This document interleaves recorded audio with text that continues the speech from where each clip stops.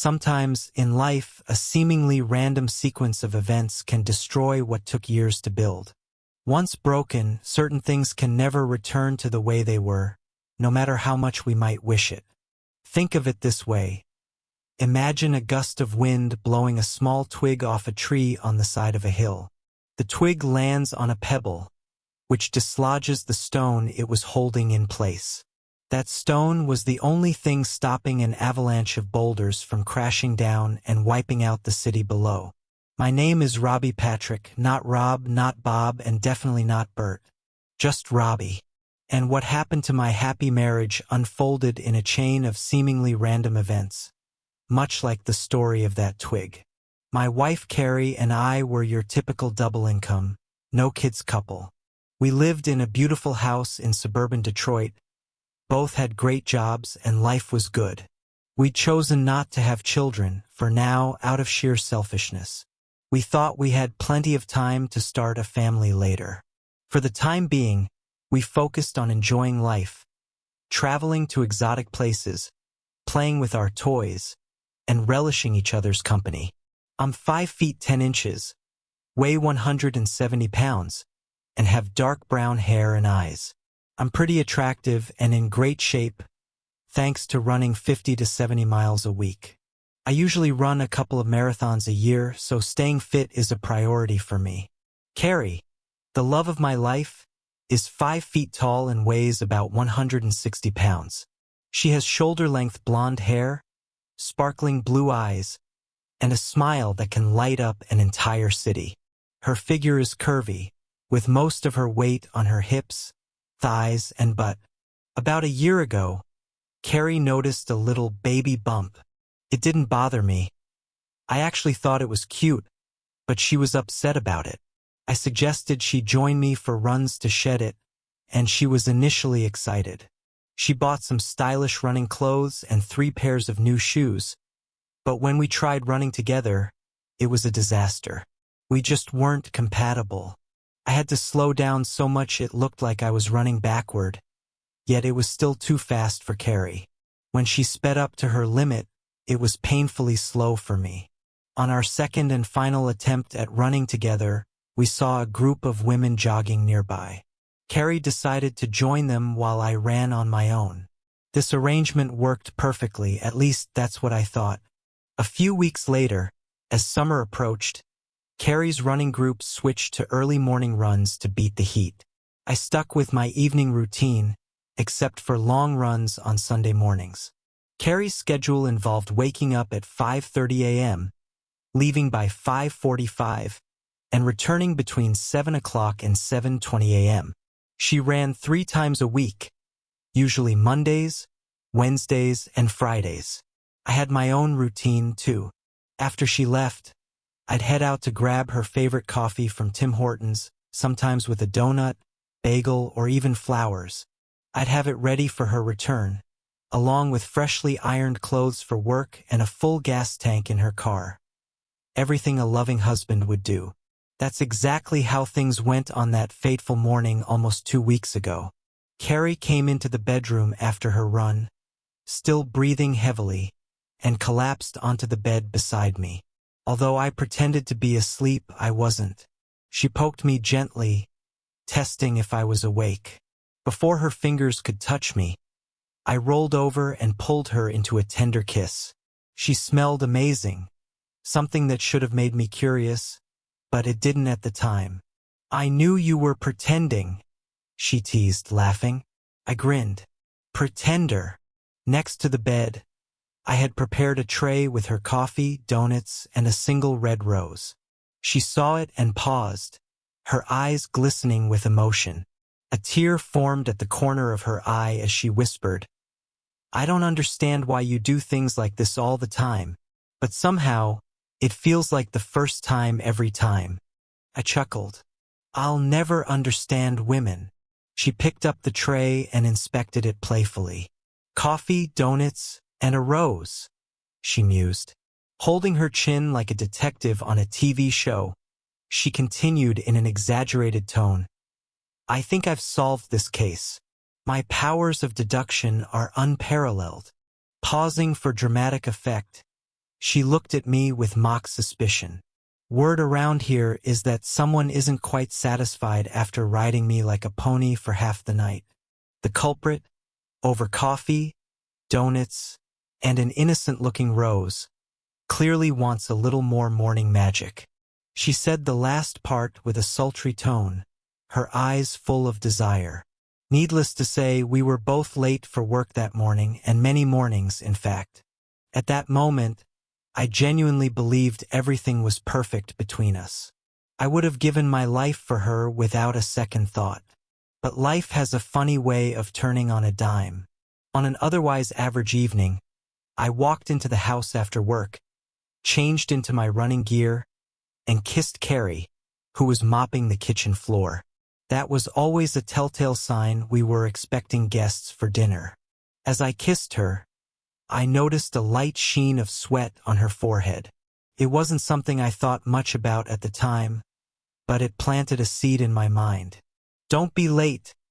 I need you to man the grill," she said, trading my quick kiss for a much more passionate one on the lips. "Carly, if you keep this up, I'm never going to leave," I said, smiling. "I've got something down here," she said coyly, motioning lower. "That needs to be filled with you." I laughed and kissed her again. "I'll take care of that when I get back." A mile into my run, I was on cloud 9. Evanescence was blasting in my ears. I was doing what I loved, and life felt perfect. And then, as if fate wanted to nudge me, a bead of sweat rolled into my eye. Wiping it away triggered a fleeting thought. Why did Carly smell so fresh after her morning run but sweat from a little cleaning? Something didn't add up, but I couldn't put my finger on it. That evening, our dinner guest turned out to be Georgette, one half of an older couple we socialized with in the area. She was alone because she and her husband Tom were getting a divorce. Carly had invited her over to offer support, and I, by default, was included in the evening. After cooking the steaks, I sat down with them as Georgette vented about how Tom had run off to Mexico with his secretary after a fling.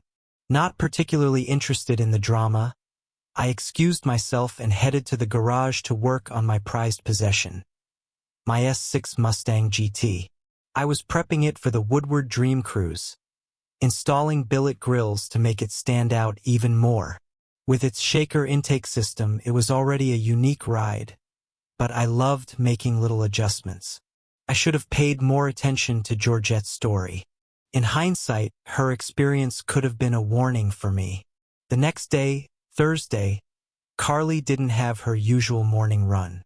Instead, she woke me up with an intimacy that still lingers in my mind.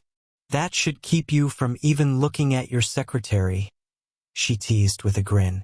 Afterward, she rolled over and hugged me tightly. We lay like that for a while before she quietly said, "Please don't ever cheat on me." "I promise I never will," I replied sincerely. And I meant it. I loved her with everything I had.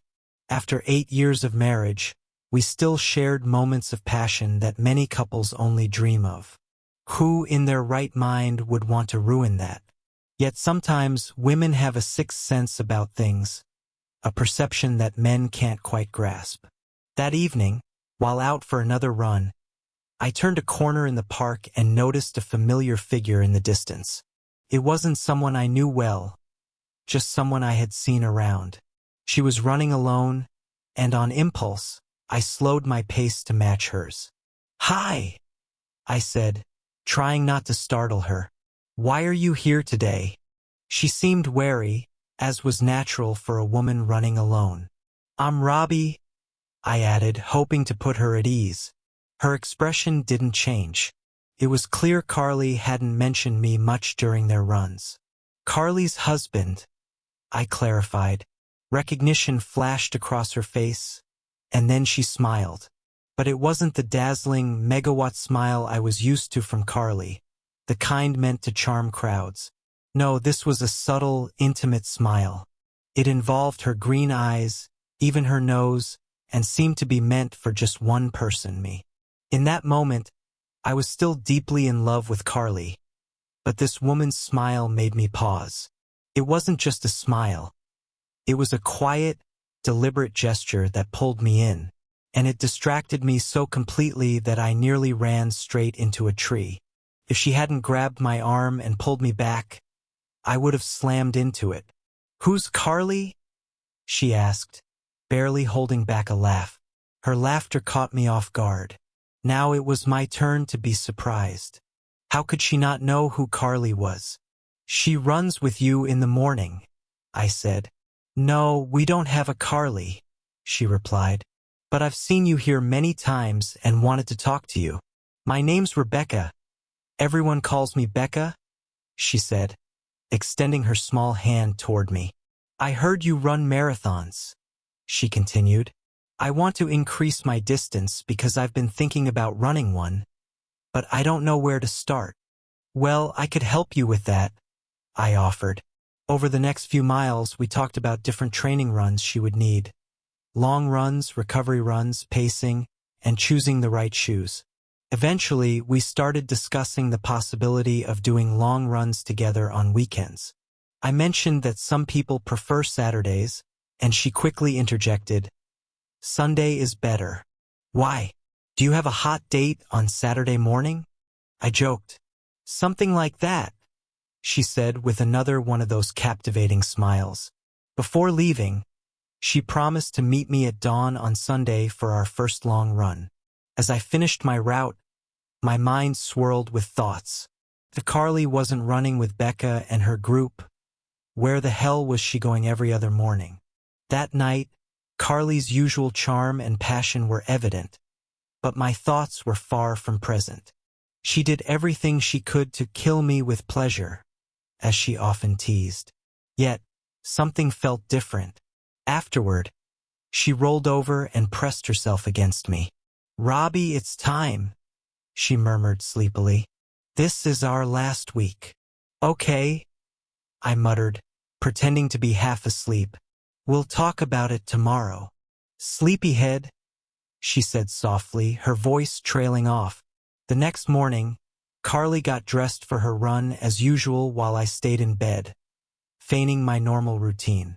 As soon as she left, I got up, dressed quickly, and slipped into my car. This time I was ready to follow her. I wasn't surprised when she drove past the park.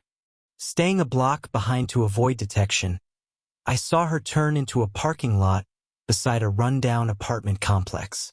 It was the kind of place just a step above a trailer park. Thank God I wasn't driving my Mustang. It would have stuck out like a sore thumb. Carly parked, got out, and walked up to one of the apartments. Her casual ease told me this wasn't her first time there. I parked discreetly and crept closer. All 3 windows had those cheap, half-broken blinds, but none were fully closed. I peeked through the first window and saw an empty living room. When I moved to the second window, my heart shattered. There was Carly, taking off her running shorts, while some guy with a mullet lounged on the bed. I felt a wave of nausea but had the presence of mind to pull out my iPhone and start recording. Carly performed a little suggestive dance before climbing onto the bed and straddling him. They began their act. I couldn't hear their conversation through the window, and I didn't want to. What struck me most was how mechanical and lifeless Carly seemed. She was just going through the motions, looking bored. Why would she risk everything, our marriage, our life together, for something so meaningless? My chest ached. I thought about barging in but stopped myself. What could I say or do that would fix any of this? Instead, I drove home, quickly changed for work, and left before Carly got back. When I arrived at the office earlier than usual, I told Crystal, my secretary, that I'd been called in for an emergency and might be unreachable for most of the morning. I needed space to think. At 7:04 a.m., my iPhone lit up with Carly's photo. I let it go to voicemail. A few moments later, the office phone rang, and I saw the light on the receiver blink. Crystal poked her head into my office. "It's Carly," she whispered. I shook my head firmly, refusing to take the call. Crystal looked confused. She knew I never ignored Carly's calls, even during our rare arguments. She hesitated before retreating back to her desk. At first, I felt clever, thinking I was playing this situation perfectly. But if I'm so smart, why is my wife cheating on me with a guy who looks like Joe Dirt? The more I thought about it, the more I realized how precarious my position was. I needed to be careful, methodical, until I figured out my next move. Perhaps this was what Carly was talking about last night. Her exact words were, "The time has come, and we have about a week left." Okay, stupid, I thought. I don't need a week. If she needs a week, I can get it done in 3 days. I called John Berman, an old college friend and an excellent lawyer. John now worked for the American Divorce Association for Men, specializing in ensuring men were treated fairly in divorce cases. "Hi, John," I said into the phone. "Robbie, how are you?" He responded cheerfully, though his tone shifted slightly as he sensed something was off. "This isn't a social call," I said firmly. "Do you have a friend who wants a divorce?" he asked, half laughing. "Yes, I do," I replied flatly. "Okay, tell me another one," he chuckled. "John, I'm serious. Carly is cheating on me with some trashy redneck," I said, my voice tense. John's demeanor instantly changed.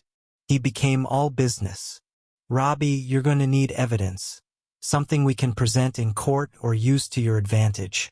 I work with an excellent private investigation firm." "I already have the evidence," I said. "Oh," John asked.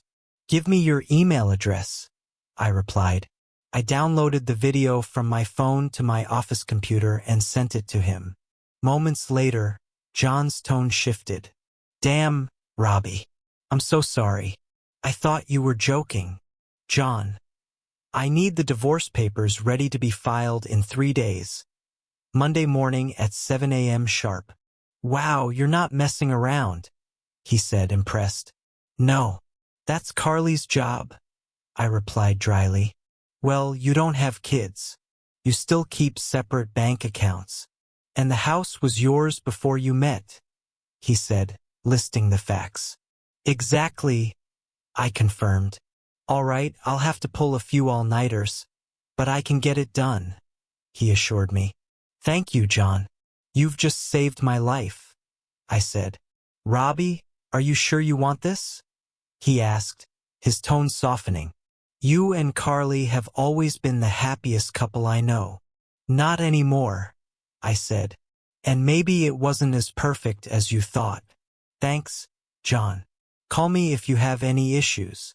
After hanging up, I called a locksmith to get a quote for changing the locks on my house.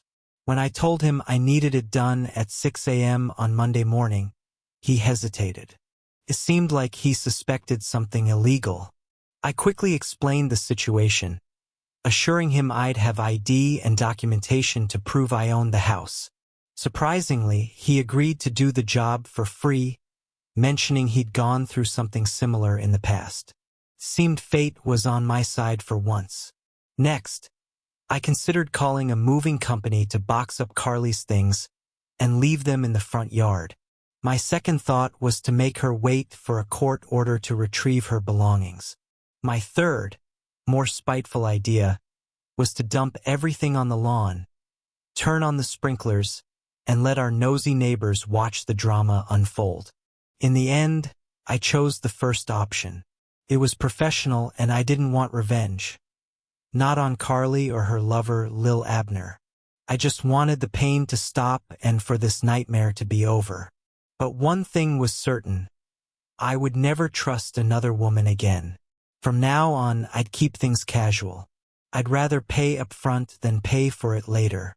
By lunchtime, Carly had called my cell 18 times and left 4 messages with Crystal, my secretary. Neither Crystal nor I were surprised when Carly showed up to take me to lunch. The real surprise was when I wasn't there. "But his car is still in the parking lot," Carly insisted. "They all drove off in the new SUV," Crystal replied with a serious expression. I had to give Crystal credit. She might not have known the details, but she clearly knew which side her bread was buttered on. I knew I'd have to talk to Carly eventually, but I was determined to delay that conversation for as long as possible. Later, John called me back to go over details. He mentioned that the private investigators had already earned their pay. They'd used the video to trace the address of the apartment, identify Carly's lover, and confirm that he was married. How does that help me? I asked, still feeling overwhelmed. Robbie, even the calmest people can lose their minds when it comes to legal matters, John explained. If you want an amicable, no-contest divorce, where what's yours stays yours, and what's hers stays hers, then this leverage is crucial. What happens if she fights it? I asked. That's where things get messy. She could start crying, claim you neglected or emotionally abused her, and argue that she was forced into cheating to meet her emotional needs. Then she'll demand counseling to save the marriage. If that happens, you'll spend months listening to her justify her affair, while a counselor praises her for opening up. I sighed, realizing how quickly things could spiral out of control. I just want this over, John. And we will get it over with, he assured me. She most likely won't get your house since it was yours before the marriage, John explained. But any assets acquired during the marriage can be divided down the middle. That's fine by me, I said. I just want her to go away. Oh, really? John replied dryly. Would you be pleased to see her trailer park boyfriend driving your Mustang? Hell no. I'd kill them both, I snapped. Exactly. So we need to be ready to bring out the big guns if she forces our hand, John said. Just leave it to me. That's my job. He hung up before I could respond further. Knowing Carly would be home soon, I left a message on the home phone instead of calling her cell. I wanted to avoid speaking to her directly. I tried to make my voice sound casual as I said I'd be working late due to some problems at work. As I left the message, her words from the previous night echoed in my mind. Please don't ever cheat on me. Maybe I should have asked her the same thing, I thought bitterly. But it was too late for that. After work, I went to a club with some friends. Most of them were still married, and I wondered how many of them had been through something like this. Eventually, they left to head home to their families, but I lingered, dreading the confrontation waiting for me. I finally walked into my house at the extremely late hour of 7:15 p.m. The sun hadn't even set yet. Carly greeted me with a flurry of complaints. Why hadn't I called her back? Where had I been? She tried to hug me, but I pulled away, deflecting with a reminder that I needed to prepare my car for the dream cruise the next day. I haven't seen you all day, and the first thing you mention is the car? She complained. Then, jokingly, she added, You don't love me anymore.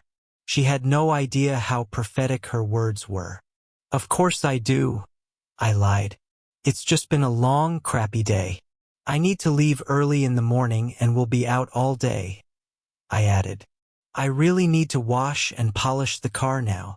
Okay, honey, she said, sighing.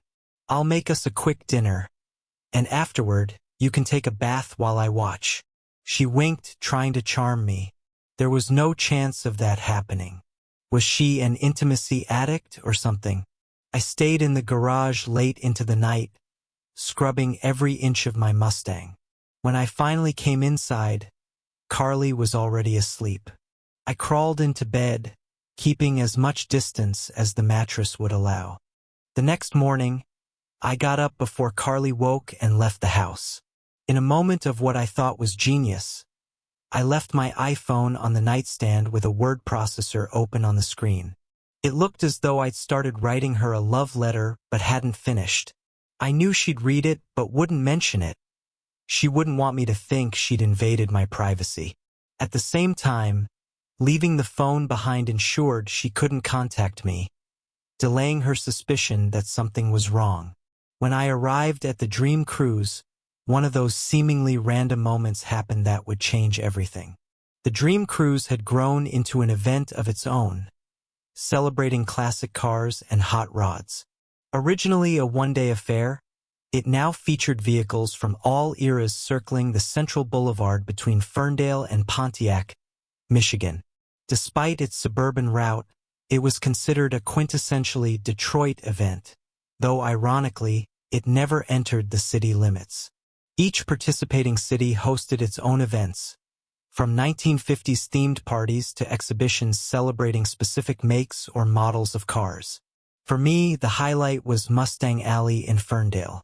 It was a paradise for Mustang enthusiasts, with up to 600 Mustangs of all eras and styles displayed along the 9-mile road. Thousands of people wandered by, admiring and photographing the cars. As I parked somewhere in the middle of the event, I noticed a now familiar pair of legs. The figure they belonged to bent over, revealing a heart-shaped curve that I hadn't noticed before. I hadn't even started polishing my car before I found myself walking toward those legs. And their owner. "This is your hot date?" I asked as Becca quickly straightened up, flashing me one of her radiant smiles. "So, you're here helping your boyfriend with his car?" I continued, pressing on with my misunderstanding. "You must really love him to do this." "Well," she said, chuckling, "I don't have a boyfriend. This is my car." "Very impressive," I said, even more intrigued. "Let's see." It's an '09 V6 convertible with a custom dual exhaust system. Mac Performance exhaust, right? Her eyes widened. "Wow, you really know your Mustangs. How did you know it's a V6 and not a GT? And how did you know it's an '09? I smiled, enjoying the chance to explain. "Your rear bumper is straight. It doesn't have the cutouts for the dual exhaust system that came standard on all 99 to '04 models. That means you added the dual exhaust yourself. GTs always come with dual exhaust from the factory. Also, you don't have fog lights. Another clear sign it's a V6. Finally, the anniversary fender badges only come out every 5 years. This car couldn't be an '04 because it's the wrong body style, and it's definitely not a 14, since that was still in the designer's dreams back then. So it's an '09. I finished with a playful bow, and she laughed. "So why are you here? And what's her name again?" "Sorry, I can't remember your wife's name," she asked. "This is Carly," I replied. "And in a couple of days, she'll be my ex-wife." That cooled our conversation for a moment, and the day could have continued uneventfully until fate intervened. "Robbie, I have a problem," came a voice behind me. I turned to see Becca walking toward me again. This woman knew how to make an impression without even trying. She wore a simple t-shirt and shorts, modest, stopping about 3 inches above her knees. Yet her toned legs, athletic thighs, and effortless confidence made her stand out. The t-shirt wasn't form-fitting, but it emphasized her figure just enough. Her hair wasn't styled, and she wasn't wearing makeup, yet she outshone every auto show model. "Oh my God! This is amazing! What kind of car is this?" she asked, pointing to a bright yellow Mustang. "It's an '06 GT with a shaker hood, painted in screaming yellow with black racing stripes," I replied. "If this is your soon-to-be ex-wife's car, you must have really loved her to do this," she said, teasing. Then, seeing my reaction, her tone shifted. "I'm so sorry. I didn't mean that." She reached out and touched my arm, and it was like an electric shock. For a moment, all thoughts of Carly and her betrayal vanished. "I'm really sorry. Forgive me," she said softly, her voice sincere. "So, what's the problem, Becca?" I asked, shifting the focus. "What did you bring for lunch?" she asked. I paused, realizing I hadn't brought anything. It had been a long, hot day, and I felt a bit foolish. There's a McDonald's up the street, I suggested. She laughed. So, you're planning to run back and forth to McDonald's all day, even though your neighbor me brought a gourmet lunch and a trunk full of snacks? When she put it like that, I laughed too. Yeah, that was the plan. Why? Why would you do that when I'm offering to share? She teased. Women always want something in return, I muttered under my breath, then added louder. Whatever you need, Becca. If I have it, it's yours. Just like that? She asked, smiling. Just like that, I replied. Well, I forgot all my car care products, she admitted. I need quick polish spray, chrome polish, tire gel, and glass cleaner. I popped my trunk and handed her everything she needed. She'd never used tire gel before, so I showed her how to apply it. She was amazed at the shine it gave her tires. And this way you waste less product, I added. We spent the rest of the day by our cars, talking and laughing. I don't remember how many people stopped by, or if anyone did. We spoke about everything: running, cars, my impending divorce. She understood more than I expected. She'd gone through the same thing 4 years ago, which explained why she didn't have a boyfriend. She didn't want to repeat her past mistakes. When it was time to leave, I didn't want the day to end. I thought about asking her to dinner but decided against it, thinking it might be inappropriate given the circumstances. We said goodbye, and as she walked away, I could have sworn her smile was a little wider when she said, "See you in the morning." When I arrived home, Carly was waiting for me. It was only 6 p.m., but she was already dressed or undressed for bed. She wore a soft purple negligee I'd never seen before. The dining table was set with one of her romantic little dinners: stir-fried steak, chicken, and assorted vegetables. Usually, when Carly cooked something like this, it meant our intimate moments seemed destined to lead to further closeness in the bedroom. "Carly, I love you so much," I lied. "But I don't feel good. I'm tired, and I think I'm coming down with something." "If you have it, then I'll get it too," she said. I was actually more worried about catching an infection from her, but I wisely kept that thought to myself. "Well, this is a good time for us to talk," she said. "Is this a serious question?" I asked. "Very serious," she replied. "Is it urgent? Do we need to make a decision right now?" I asked again. "Why do you ask?" she countered. "Well, I have a really long run tomorrow morning, and I was thinking, if possible, maybe I could put it off until Monday night," I explained. "This way, all my work at the office will be done.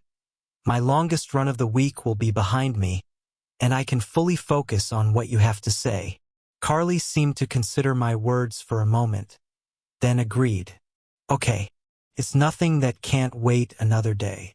When we do talk, though, I think you'll be surprised because it's something that could change our lives," she said. "I hope you're okay with this because I really want us to do it," she added. "Oh, yeah," I said, though my mind was elsewhere. I was convinced she was planning to leave me for that guy from the trailer park she'd been seeing. I wondered what made him so much better than me. Couldn't have been their nights together. Looking at them, it wasn't nearly as intense as what we had. It just seemed like two people going through the motions out of boredom.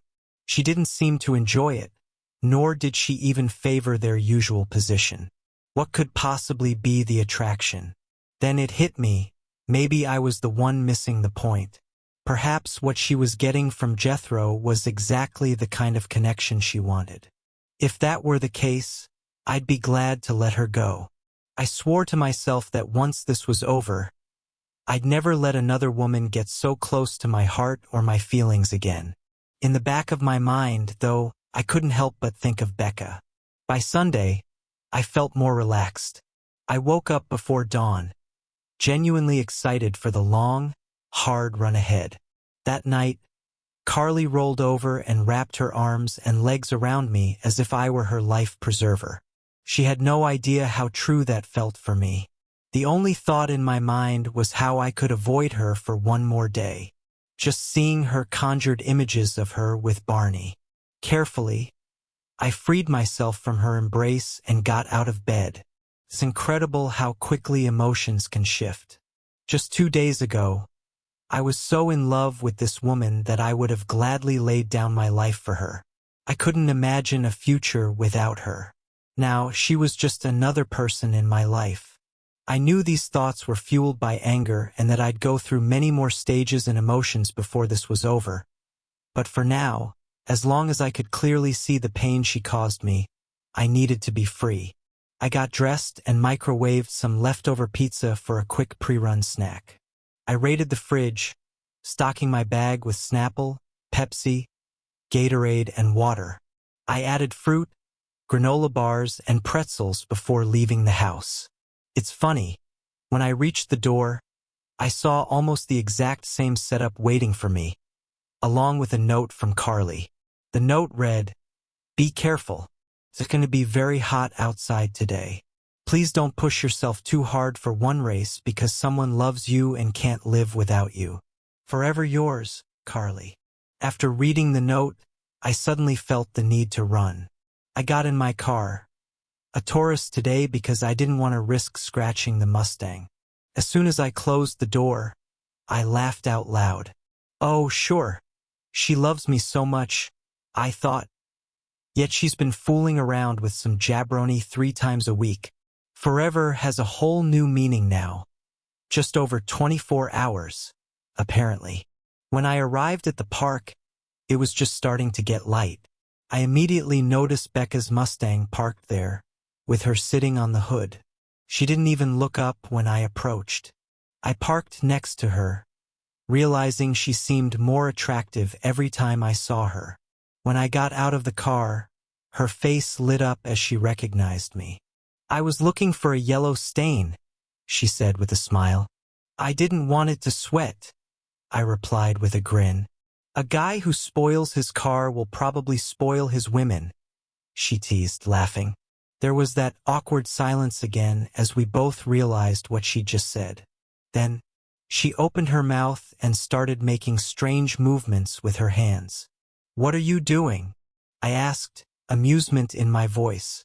"I'm trying to get my foot out of my mouth," she laughed. That was enough to break the tension, and the chemistry between us started to intensify again. We began running at an easy pace. Luckily, the park had a simple oval track about 3 miles long. My goal for the day was 22 miles, while hers was 14, the longest distance she had ever attempted, with her previous max being 10 miles. "We're both going to feel broken after this," I joked as we started. A couple of miles in, the sun rose, giving us a beautiful view. It wasn't high enough yet to scorch us, but the soft light and colors were stunning. I must have seen the sunrise at this park hundreds of times, but for the first time, I really noticed how magnificent it was. "It must be the company," I muttered under my breath. "What?" Becca asked. "I've just seen the sunrise so many times here, but I've never really noticed how beautiful it is until now." "I think it's because of the company," I said, my voice quieter. "I like you too," she replied seriously. Then, after a pause, she added, "I just don't understand. You seem like such a nice guy. Why are you getting divorced?" "Carly," I began. Unlike our conversation on Saturday, I didn't hold anything back. As we ran, I told her everything, including how she played a role in uncovering Carly's deception. "What a stupid," she blurted out, then quickly apologized. "Sorry, it just slipped out." I glanced at the lap counter on my watch. "Becca, you should take a walk to cool down," I told her. "Oh, trying to get rid of me?" she teased. "I'm sorry for calling your wife that. But honestly, if the woman I married was half as nice as you, we'd still be married. Nothing could tear us apart," she said with conviction. "Becca, I'm not trying to get rid of you," I said, pointing to my watch. "We've just run 16 miles. "Oh," she said, catching her breath. I'm sure you have things to do today. It was a great run, I replied. The trunk of my car is open. There are drinks and snacks in there. You should grab something and start recovering as soon as you can. Becca nodded and headed across the infield, passing the tennis courts, a faster route back to the parking lot. As I finished that lap, I realized I still had 5 miles to go. When I returned to the parking area, her car was gone. Exhausted, I completed my miles, barely making it back to my car. I grabbed a Pepsi from the trunk and noticed something unusual. My refrigerator bag was missing. In its place was a note that read, "Picnic area, large oak tree." Too tired to walk, I drove the half-mile to the picnic area, which was hidden from the road and only accessible if you knew it was there. Becca's car was parked nearby, and my refrigerator bag was there too. Suddenly, my exhaustion disappeared. I don't know how she did it or where she found paper plates and other supplies, but Becca had turned my fruit and snacks into a cute little breakfast setup. She stood by the picnic table, stretching under the shade of a large tree. I could have stood there for hours, just watching her, despite my legs cramping. "There you are," she said, breaking the silence. "Did you miss me?" "I thought you went home," I admitted. "I was so tired I could have hit you," she joked. "But I wasn't ready for it to end yet." I walked over to the table and grabbed a Snapple, scanning the setup. "What are you looking for?" Becca asked. Taking a sip of my Pepsi, I replied, "Oh my God, was this for you? I thought you somehow found out about my crazy love for Pepsi and brought it for me." She laughed. We spent a couple more hours there, talking about everything and nothing, before finally heading home. When I got back, Carly was waiting for me. She seemed genuinely concerned, or maybe just a skilled actress. Perhaps she truly was worried. I'd heard before that people could love two partners at the same time, but in different ways. Hell, I loved both of my cars, but not equally. I started wondering about my feelings for Carly. Did she love me but seek intimacy with Mr. Haney for the thrill? Or did she truly love him but knew she'd never be happy with the life he could offer? So she stayed with me, pretending to be content, and gave me nights as a consolation prize to keep me around? "Why were you gone so long?" she asked. "I think I pulled something." I lied. "It hurt a lot, but I had to finish." "So you just kept running, even when you were hurting, probably making the injury worse," she scolded. She was either an Oscar-worthy actress or genuinely troubled. Either way, I had found my way out. She filled the bathtub with warm, soapy water for me and handed me some Tylenol for the pain. "I was going to ask you to come with me to my mom's today, but I'll call her and tell her we'll come next week," she said. "Why don't you go?" I suggested. "I'll probably just sleep most of the day," I said, then realized I had almost slipped. "I mean, you don't have to wait until next week." I quickly corrected myself, trying to cover the mistake. "No, I should stay with you," Carly said, her eyes narrowing with suspicion. "Carly, just go," I said firmly. I genuinely believed she was going to Goobers to meet someone, but I didn't care where she went or how long she stayed. Just as long as she was back by 7 a.m. tomorrow to sign the divorce papers. I wasn't even sure if I wanted her to come back at all. After she left, I took a long bath to recover from my run, then went to bed, attempting to sleep. But my mind was racing, too excited to rest. My thoughts drifted to Becca, and not all of them were pure. What's the difference? I asked myself. What's the difference between what Carly has been doing and what I've been thinking about doing? The only real distinction was that Carly acted on it, and I hadn't. In fact, I hadn't even considered it, until now when I realized there was no way I could go back to my old life with Carly. As I closed my eyes, vivid images filled my head. I imagined Carly with Goober, lying quietly next to me in bed. The scenes were so dull and lifeless that they didn't even wake me. Then she told me she was pregnant, smiling in a way that made it clear the child wasn't mine. When the baby was born, he was wearing a straw hat and chewing a piece of hay. Eventually, I drifted off to sleep, though I had no idea when Carly came home. She might have been gone for an hour or two or all night. I doubted the latter, though, because there was food on the nightstand, and Carly never ate after 9 p.m. There was also an open book on the table, which told me she'd spent another evening without him. She was probably gearing up to head to the trailer park to see her true love, Sam Ducker. I glanced at the glow-in-the-dark alarm clock, watching the seconds tick by until the alarm rang, marking the end of my marriage. It's not too late, I told myself. You can still cancel this. Carly wrapped her arms around me again, as if I actually meant something to her. For a fleeting moment, I thought, maybe I should have bought a cowboy hat. Despite everything, lying there with a woman who seemed to adore me felt good, especially when she bent over awkwardly just to be closer to me. Then the alarm went off, and I felt the tension shoot through Carly's body.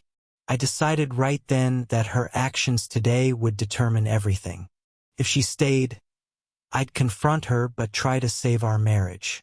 If she left, it would be over for good. I wouldn't push her decision in either direction. It had to be her choice. Carly started to get up, and for some reason, tears welled in my eyes. I tossed my rules aside. Why don't you stay home today? I asked, breaking my resolve not to sway her. Maybe next time, honey, she said, kissing me lightly.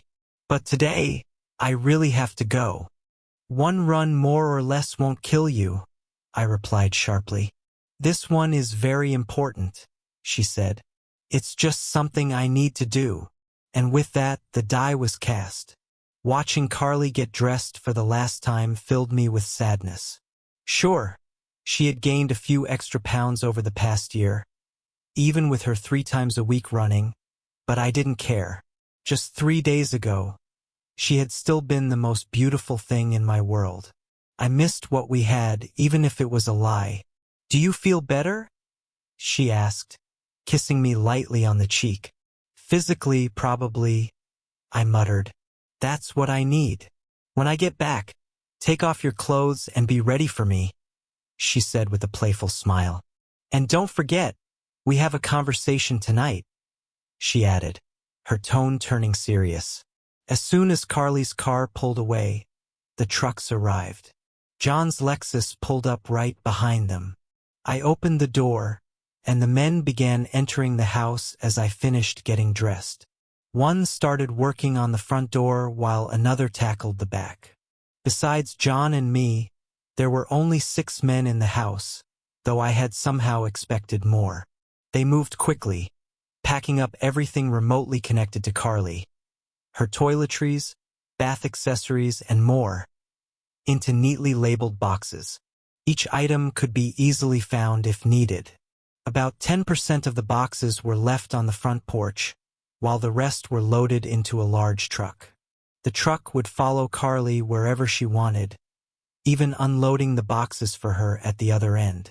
I couldn't help but cry as I watched everything unfold.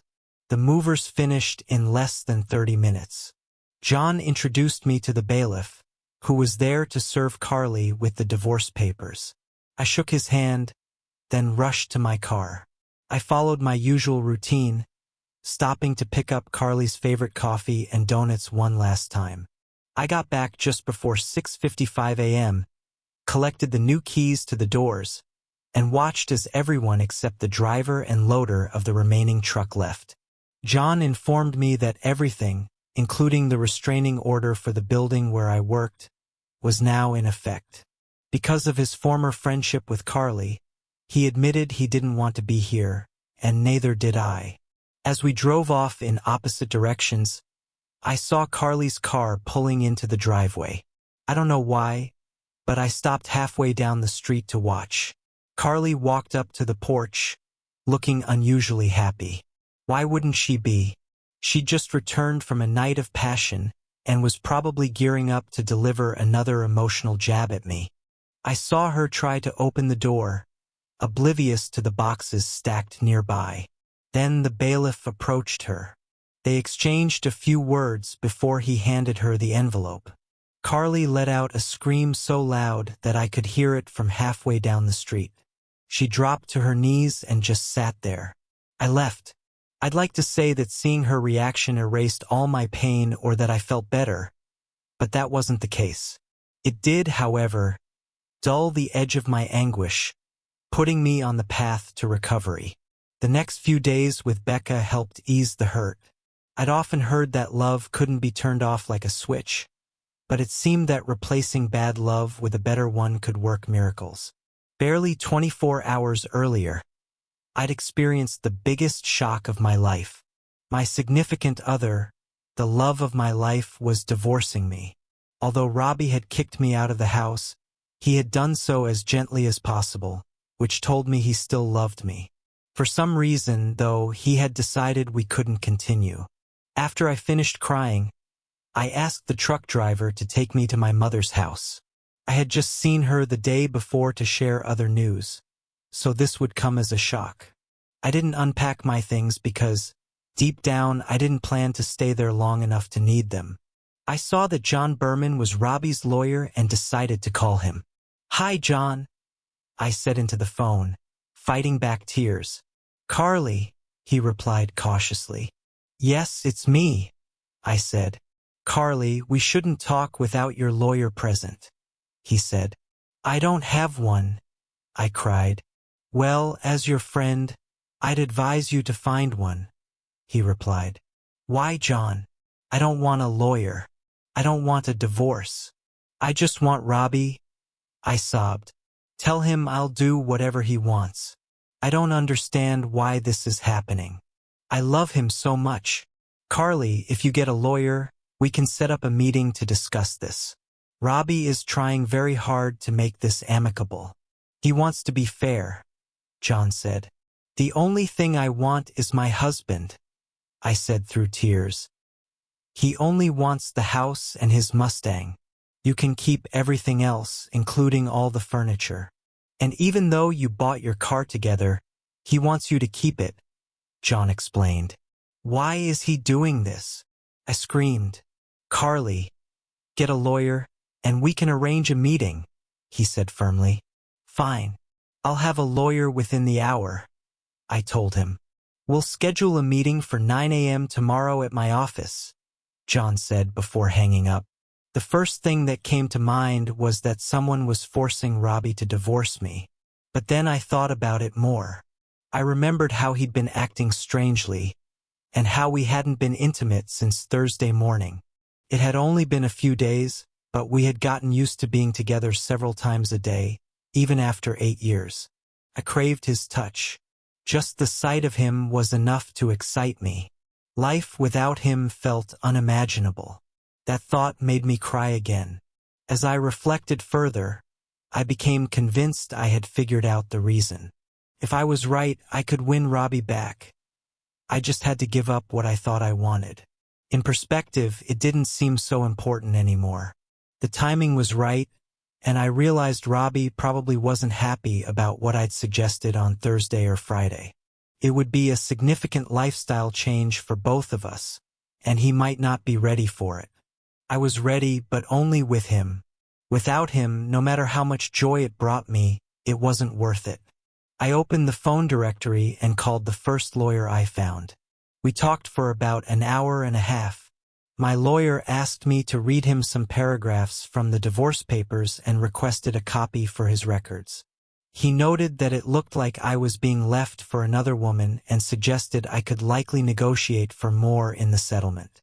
"I don't want more," I said firmly. "I want Robbie back." I explained to him what I wanted to discuss with Robbie. He told me that many men simply aren't ready for certain life changes, and that if Robbie's reason for leaving was truly irreconcilable differences, then that would be a valid point to address. The agreement itself was fair, he added, and suggested that we proceed to the meeting and plan our strategy afterward. He asked if there might be any other reasons Robbie would want a divorce, but I couldn't think of any. And so, here I am, sitting at a table 24 hours later, waiting for John and Robbie. My lawyer looks a bit young, but I don't mind. He's only here to facilitate the meeting. My goal is clear. There will be no divorce. I'd rather die than let Robbie leave me. If he found someone else, she'd better hope she was prepared for my wrath. Gaining a little weight isn't a reason to throw away a marriage. John entered first, followed by Robbie. My husband looked so good today. I smiled when I saw him, but he didn't smile back. In fact, he avoided my gaze, and the pain in his eyes was unmistakable. It hit me like a punch to the gut. Had I done something to hurt him? The thought was unbearable. I couldn't hold back any longer. Okay, Robbie, if you don't want to have kids with me, I'll forget about it. Let's just go home, I blurted out. Robbie looked shocked. So did John. What are you talking about, Carly? Robbie asked gently. I thought you understood. I stammered. I wanted to tell you that I want to have your children, but I know you're not ready to be a father. Maybe you'll never be ready. So you decided that since I want kids and you don't, we should get a divorce so we can each have what we want. But Robbie, I love you, I pleaded. He snorted when I said that. I love only you, and without you, I have no life, I continued. We don't have to have children now or ever, I said sadly. The room fell into a heavy silence. The air was thick with tension. Robbie stood up, walked to the TV at the end of the table and turned it on. I was hoping I wouldn't have to do this, he said softly, holding back tears. I only planned to show this if things turned ugly. My heart broke again as I saw him fighting his emotions. Carly, I would love to have kids with you. I can't think of anything better, he said. Then why can't we have them, Robbie? I asked desperately. Because I'll never know if they're truly mine, and I can't live with that, he said quietly. Carly, we need a divorce. Robbie pressed play on the remote, and the video began. It was a surreal experience to see myself on screen. It didn't feel real. The first thing I noticed was that I looked heavier than I thought, and the realization hit me like a slap. As the video played, I recognized the location, and my heart sank. Oh no, I thought. Please don't let it be what I think it is. But it was. There I was, undressing and walking across the room. My lover, Mark, was already on the bed. Watching myself climb onto the bed, I couldn't help but think, is my butt really that big? The intimate act unfolded on screen. I wanted to disappear. My lawyer looked as if the betrayal had personally offended him. I felt humiliated and ashamed, but nothing could compare to the sight of Robbie. Tears streamed down his cheeks as he watched, and it was as if a vice had clamped around my chest, squeezing the life out of me. For the first time, it hit me. I could lose him for real, forever. Up until this moment, none of it felt real. It was like a nightmare I could wake up from. But now I realized how much I stood to lose. I wasn't giving up without a fight. Robbie, it's not what you think. I can explain, I cried out. But Robbie didn't even look at me. He just sat there, head down on the table, sobbing. John suggested, though this wasn't a trial, that we take a break to discuss the situation. He led Robbie out of the room. As soon as the door closed, my lawyer turned to me, his face flushed with anger. You idiot, he yelled. Why didn't you tell me about this? You've already lost everything. Sign the damn papers before they change the terms, he shouted. You're lucky Robbie is being kind and his lawyer is going easy on you. If I were representing him, we'd sue you for adultery and make sure everyone you know saw this video. We'd even sue your lover for breaking family ties. And if he's married, we'd go after his wife's case too. He shoved the papers toward me.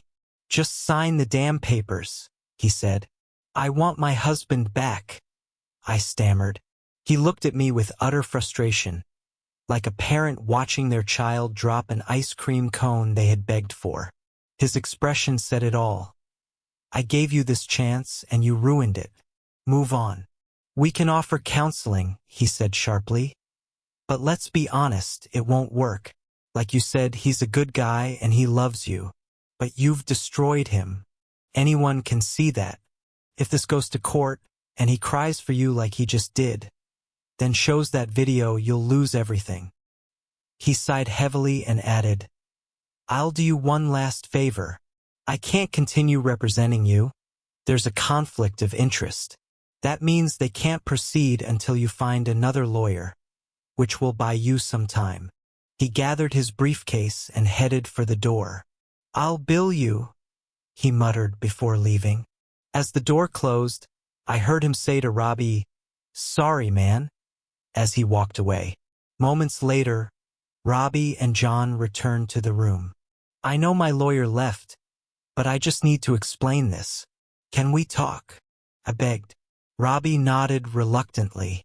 I could tell he just wanted this over with, and I knew if I messed this up, I'd never see him again. John interjected, Only if you sign a release admitting you're continuing this meeting without a lawyer and agree to have the conversation recorded. Whatever, I said, dismissing it. I turned to Robbie, my voice trembling.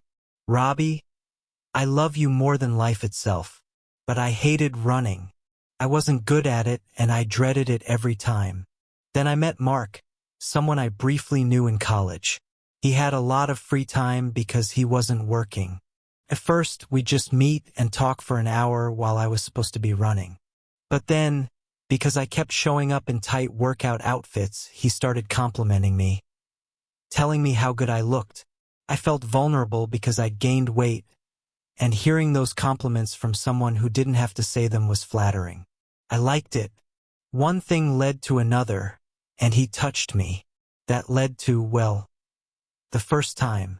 Robbie, it wasn't about the intimacy. It was just something to fill an hour, I said, realizing how hollow it sounded. Maybe the idea of someone else wanting me made it exciting, I added hesitantly. But it wasn't love. I only love you. Robbie sat silently, his expression unreadable. I took a deep breath and continued. The day you made that video, it was Friday, wasn't it? That day, I told Mark it was over. I was done lying to you. I wanted to stop because you and I were about to start a family. I had decided to stop taking the pills, and I didn't want to risk anyone but you being inside me. My voice shook as I recounted it. He laughed and said I'd be back in a week because I'd miss our so-called hot nights. But Robbie, I said, managing a weak laugh, the intimacy wasn't hot. It was boring. I told him he couldn't even compare to you. Most days, when I was done with him, I couldn't wait to come home to you. He was just an appetizer. Robbie, you were the main course. Even as I said the words, I knew how empty they sounded. Robbie handed me the divorce papers and stepped back from the table.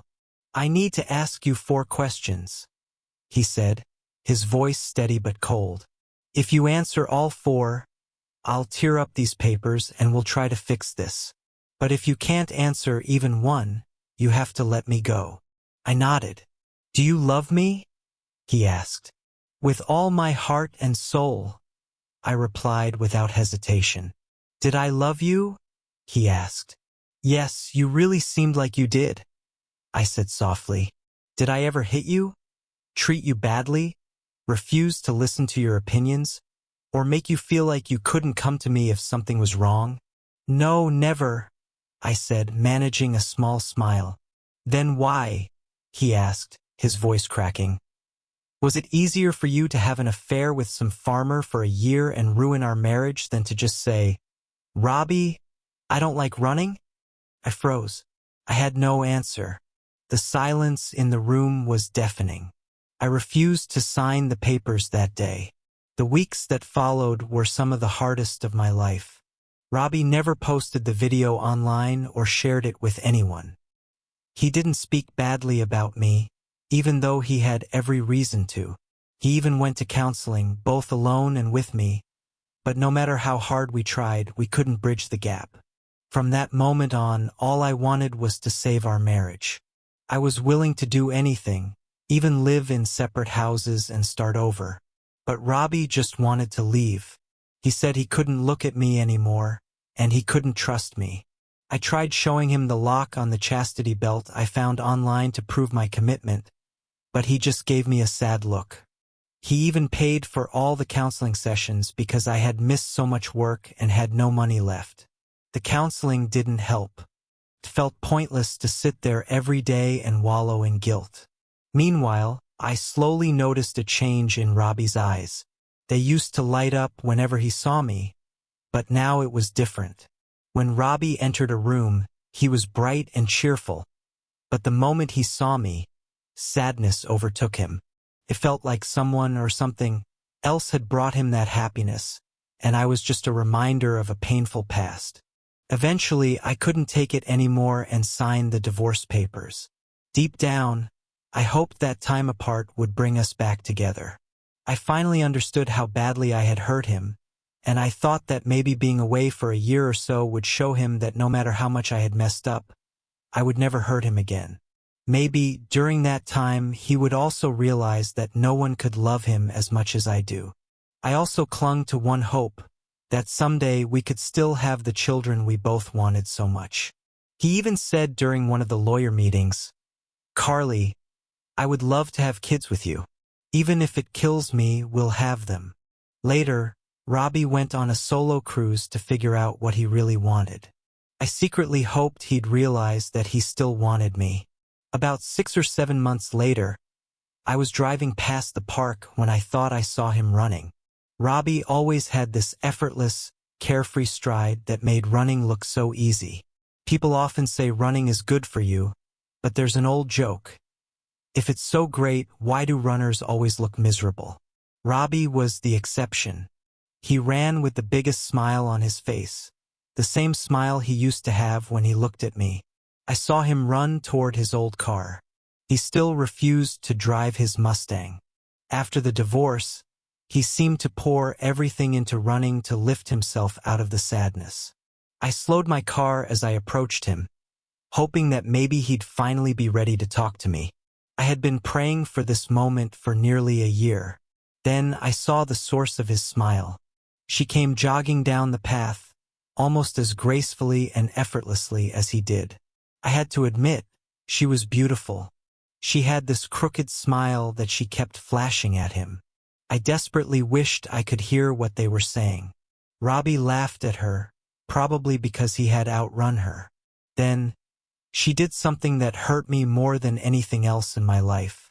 She shook her head in mock denial, and as her hair fell around her perfect face, she pointed at her stomach, her belly.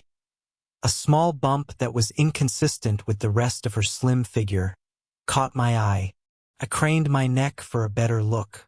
Robbie placed his hand gently on her stomach, leaned in to rest his ear against it, and kissed it softly. She stroked his hair lovingly and kissed him back. This fool, my husband, had gotten another woman pregnant.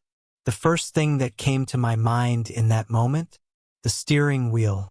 Because the airbag didn't deploy, and I was so busy watching them that I drove into oncoming traffic. The truck that hit me didn't even have time to brake. Fortunately, I died instantly without any further pain. But honestly, it didn't matter. The moment I saw that woman carrying the child that should have been mine, I had already died inside. What do you think about today's story? In this story, the wife was clearly in the wrong. She cheated on her husband for over a year simply because she didn't want to run 3 times a week for an hour. A completely absurd reason, in my opinion. But what about the husband? If you enjoyed this, subscribe to JK Tells a Story for more tales.